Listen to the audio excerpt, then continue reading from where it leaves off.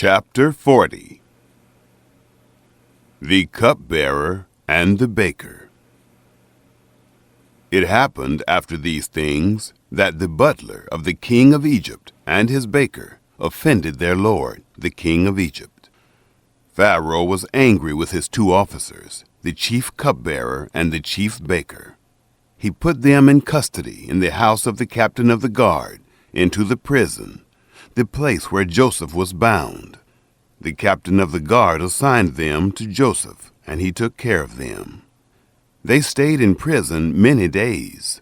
They both dreamed a dream, each man his dream, in one night, each man according to the interpretation of his dream, the cupbearer and the baker of the king of Egypt, who were bound in the prison.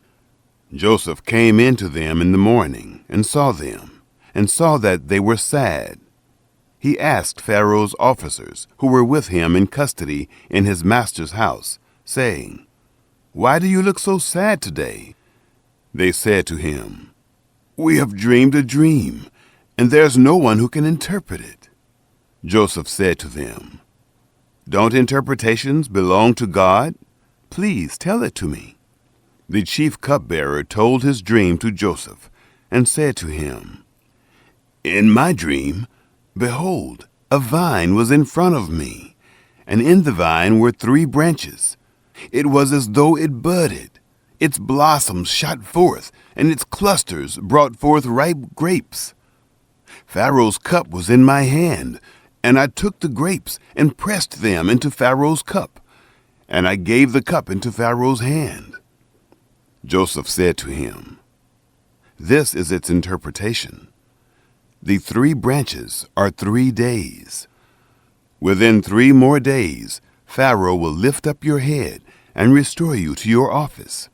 You will give Pharaoh's cup into his hand, the way you did when you were his cupbearer. But remember me when it will be well with you, and please show kindness to me, and make mention of me to Pharaoh, and bring me out of this house. For indeed, I was stolen away out of the land of the Hebrews, and here also have I done nothing that they should put me into the dungeon." When the chief baker saw that the interpretation was good, he said to Joseph, "I also was in my dream, and behold, 3 baskets of white bread were on my head. In the uppermost basket there was all kinds of baked food for Pharaoh, and the birds ate them out of the basket on my head." Joseph answered, "This is its interpretation. The 3 baskets are 3 days. Within 3 more days, Pharaoh will lift up your head from off you, and will hang you on a tree, and the birds will eat your flesh from off you." It happened the 3rd day, which was Pharaoh's birthday, that he made a feast for all his servants, and he lifted up the head of the chief cupbearer and the head of the chief baker among his servants. He restored the chief cupbearer to his position again, and he gave the cup into Pharaoh's hand. But he hanged the chief baker, as Joseph had interpreted to them. Yet the chief cupbearer didn't remember Joseph, but forgot him. Chapter 41. The Dreams of Pharaoh. It happened at the end of 2 full years that Pharaoh dreamed. And behold, he stood by the river. Behold, there came up out of the river 7 cattle, sleek and fat, and they fed in the marsh grass. Behold, 7 other cattle came up after them out of the river, ugly and thin, and stood by the other cattle on the brink of the river. The ugly and thin cattle ate up the 7 sleek and fat cattle. So Pharaoh awoke. He slept and dreamed a 2nd time. And behold, 7 heads of grain came up on one stalk, healthy and good. Behold, 7 heads of grain, thin and blasted with the east wind, sprung up after them. The thin heads of grain swallowed up the 7 healthy and full ears. Pharaoh awoke, and behold, it was a dream. It happened in the morning that his spirit was troubled, and he sent and called for all of Egypt's magicians and wise men. Pharaoh told them his dreams, but there was no one who could interpret them to Pharaoh. Then the chief cupbearer spoke to Pharaoh, saying, "I remember my faults today."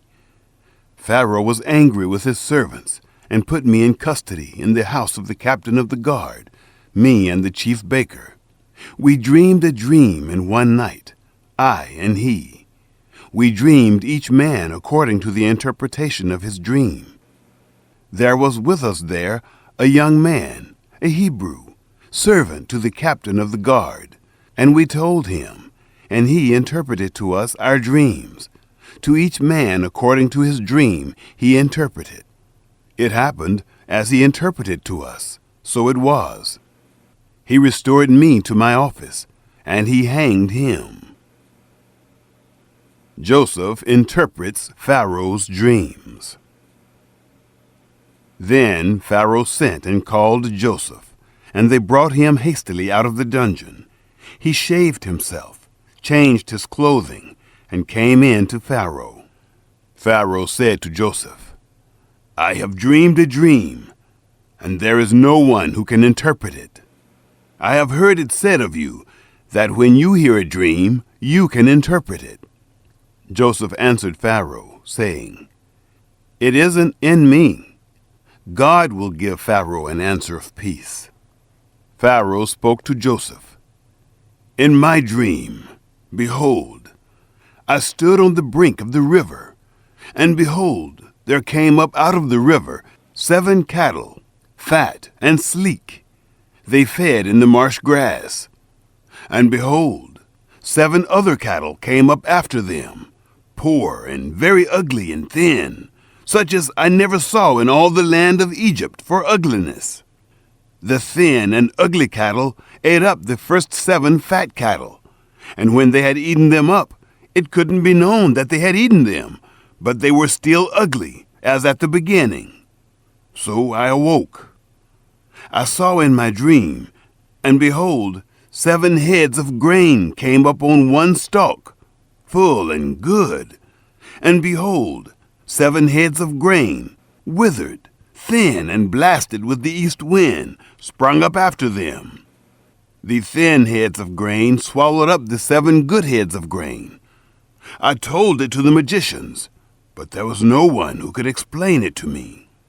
Joseph said to Pharaoh, "The dream of Pharaoh is one.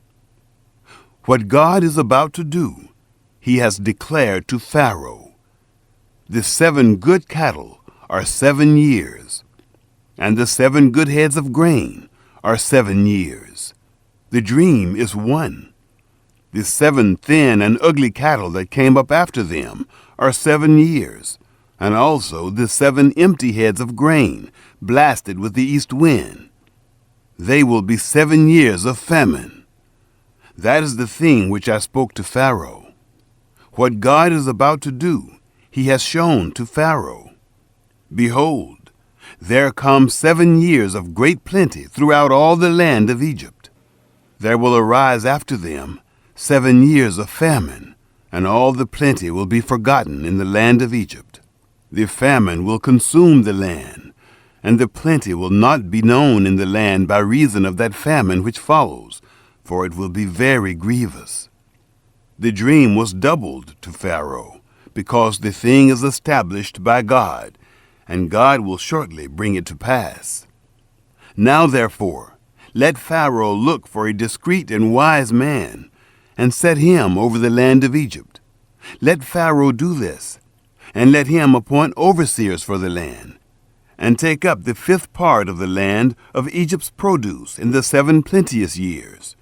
Let them gather all the food of these good years that come, and lay up grain under the hand of Pharaoh for food in the cities, and let them keep it. The food will be for a store to the land against the 7 years of famine, which will be in the land of Egypt, that the land not perish through the famine." Joseph given charge of Egypt. The thing was good in the eyes of Pharaoh, and in the eyes of all his servants. Pharaoh said to his servants, "Can we find such a one as this, a man in whom is the Spirit of God?" Pharaoh said to Joseph, "Because God has shown you all of this, there is none so discreet and wise as you. You shall be over my house, and according to your word will all my people be ruled. Only in the throne I will be greater than you." Pharaoh said to Joseph, "Behold, I have set you over all the land of Egypt." Pharaoh took off his signet ring from his hand and put it on Joseph's hand, and arrayed him in robes of fine linen, and put a gold chain about his neck. And he made him to ride in the second chariot which he had. They cried before him, "Bow the knee!" He set him over all the land of Egypt. Pharaoh said to Joseph, "I am Pharaoh, and without you shall no man lift up his hand or his foot in all the land of Egypt." Pharaoh called Joseph's name Zaphenath-Paneah, and he gave him Asenath, the daughter of Potiphera, priest of On, as a wife. Joseph went out over the land of Egypt. The 7 years of plenty. Joseph was 30 years old when he stood before Pharaoh, king of Egypt. Joseph went out from the presence of Pharaoh, and went throughout all the land of Egypt. In the 7 plenteous years the earth brought forth abundantly. He gathered up all the food of the 7 years which were in the land of Egypt, and laid up the food in the cities. The food of the field, which was around every city, he laid up in the same. Joseph laid up grain as the sand of the sea, very much, until he stopped counting, for it was without number. The sons of Joseph.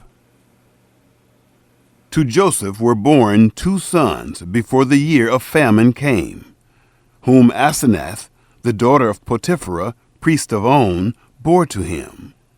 Joseph called the name of the firstborn Manasseh, for, he said, "God has made me forget all my toil and all my father's house." The name of the second he called Ephraim, "For God has made me fruitful in the land of my affliction." The famine begins. The 7 years of plenty, which were in the land of Egypt, came to an end. The 7 years of famine began to come, just as Joseph had said.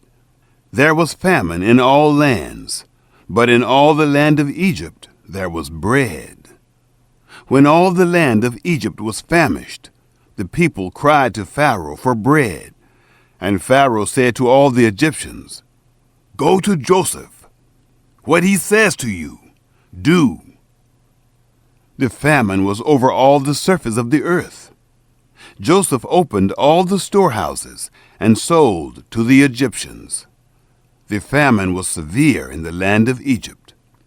All countries came into Egypt to Joseph to buy grain, because the famine was severe in all. Chapter 42. Joseph's brothers sent to Egypt.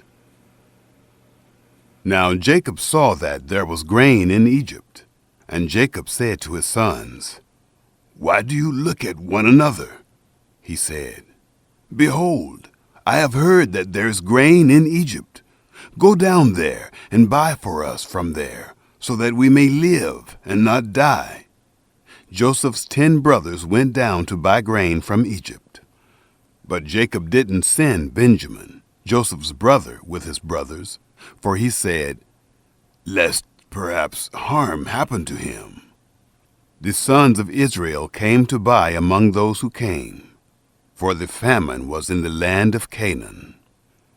Joseph was the governor over the land. It was he who sold to all the people of the land. Joseph's brothers came and bowed themselves down to him with their faces to the earth. Joseph saw his brothers, and he recognized them, but acted like a stranger to them, and spoke roughly with them. He said to them, "Where did you come from?" They said, "From the land of Canaan to buy food." Joseph recognized his brothers, but they didn't recognize him. Joseph remembered the dreams which he dreamed about them, and said to them, "You are spies. You have come to see the nakedness of the land." They said to him, "No, my lord, but your servants have come to buy food. We are all one man's sons. We are honest men. Your servants are not spies." He said to them, "No, but you have come to see the nakedness of the land." They said, "We, your servants, are 12 brothers, the sons of one man in the land of Canaan.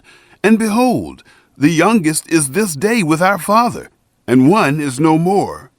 Joseph said to them, "It is like I told you, saying, 'You are spies.' By this you shall be tested. By the life of Pharaoh, you shall not go forth from here, unless your youngest brother comes here. Send one of you, and let him get your brother. And you shall be bound, that your words may be tested, whether there is truth in you. Or else, by the life of Pharaoh, surely you are spies." He put them all together into custody for 3 days. Joseph said to them the 3rd day, "Do this, and live, for I fear God. If you are honest men, then let one of your brothers be bound in your prison. But you go. Carry grain for the famine of your houses. Bring your youngest brother to me. So will your words be verified, and you won't die." They did so. They said one to another, "We are certainly guilty concerning our brother, in that we saw the distress of his soul when he begged us, and we wouldn't listen. Therefore this distress has come upon us." Reuben answered them, saying, "Didn't I tell you, saying, 'Don't sin against the child,' and you wouldn't listen? Therefore also, behold, his blood is required." They didn't know that Joseph understood them, for there was an interpreter between them. He turned himself away from them and wept. Then he returned to them and spoke to them, and took Simeon from among them, and bound him before their eyes. Joseph's brothers returned to Canaan. Then Joseph gave a command to fill their bags with grain, and to restore each man's money into his sack, and to give them food for the way. So it was done to them. They loaded their donkeys with their grain, and departed from there. As one of them opened his sack to give his donkey food in the lodging place, he saw his money. Behold, it was in the mouth of his sack. He said to his brothers, "My money is restored. Behold, it is in my sack." Their hearts failed them, and they turned, trembling, one to another, saying, "What is this that God has done to us?"